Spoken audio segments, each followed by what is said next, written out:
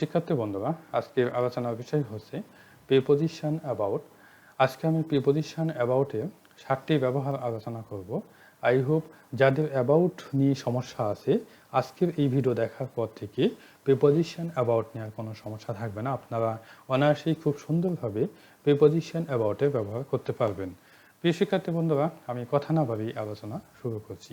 প্রথমেই দেখেন, সম্পর্কে অথবা সম্বন্ধে অর্থে অ্যাবাউট বসে। যেমন I know nothing about him, আমি তার সম্পর্কে কিছুই জানি না। They told everything about me, তারা আমার সম্পর্কে সব কিছু বলেছিল। Do you know anything about the man, তুমি কি লোকটি সম্পর্কে কিছু জানো? I am not interested to hear about Rafi, আমি রাফি সম্পর্কে শুনতে আগ্রহী নয়। হি স্পোক অ্যাবাউট মি, সে আমার সম্পর্কে কথা বলেছিল। What is he talking about, সে কি সম্পর্কে কথা বলছে? Whom are you talking about, তুমি কার সম্পর্কে কথা বলছো? প্রিয় শিক্ষার্থী বন্ধুরা, বুঝে গেছেন সম্পর্কে অথবা সম্বন্ধে অর্থে অ্যাবাউট প্রিপোজিশন বসে থাকে। কাছাকাছি অর্থে অ্যাবাউট বসে থাকে। যেমন my house is about his house, আমার বাড়ি তার বাড়ির কাছাকাছি। তো এখানে কাছাকাছি অর্থে অ্যাবাউট প্রিপোজিশন বসানো হয়েছে।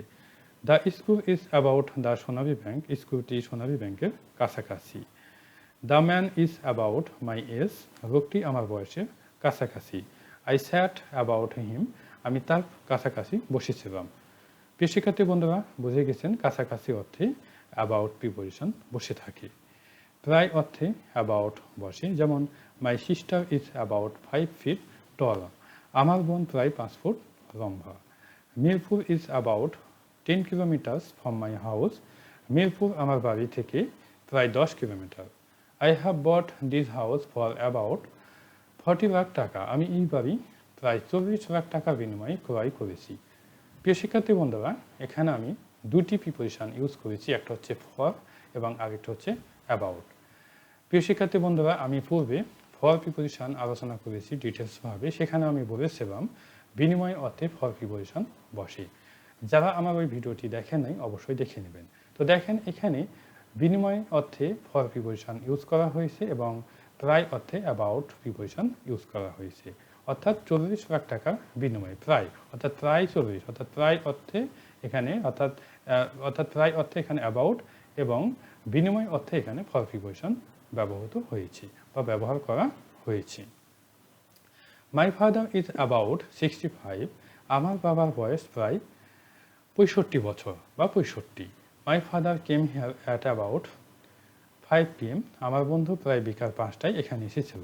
প্রিয় শিক্ষার্থী বন্ধুরা, এখানেও দেখেন দুইটি প্রিপোজিশন ইউজ করা হয়েছে।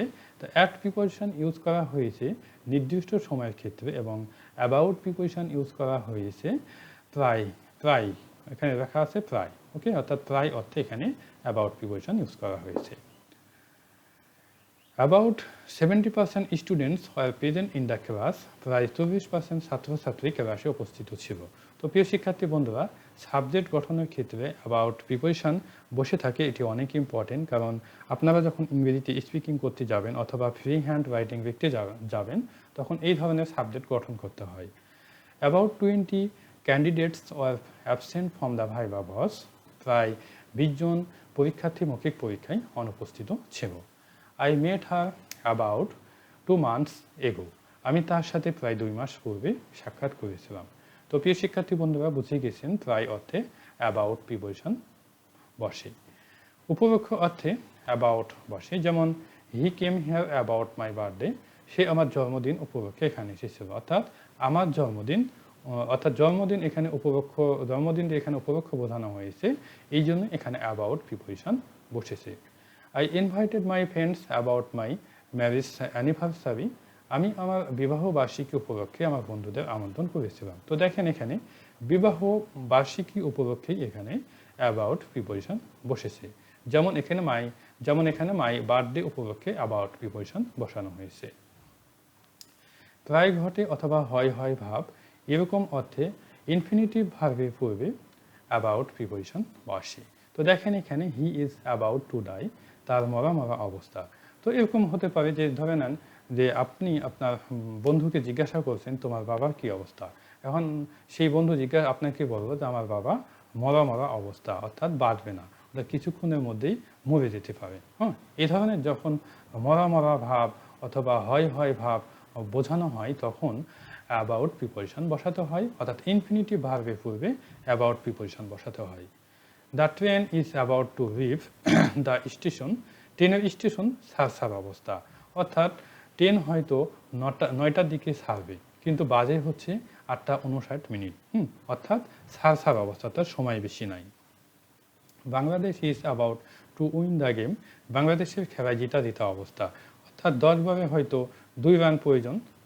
অর্থাৎ 2 রান তো বেশি রান না, অর্থাৎ সেই সময়টা হচ্ছে জিতা অবস্থা হয়ে যায়। হ্যাঁ, এই জন্যই এখানে কি হয়েছে, টু উইনের পূর্বে অ্যাবাউট প্রিপোজিশন বসানো হয়েছে। অর্থাৎ যখন জিতা অবস্থা হয়ে যাবে বা কোনো কাজ করা অবস্থা বা হয় হয় ভাব হয়ে যাবে তখন ইনফিনিটিভ ভার্বের পূর্বে অ্যাবাউট প্রিপোজিশন বসে।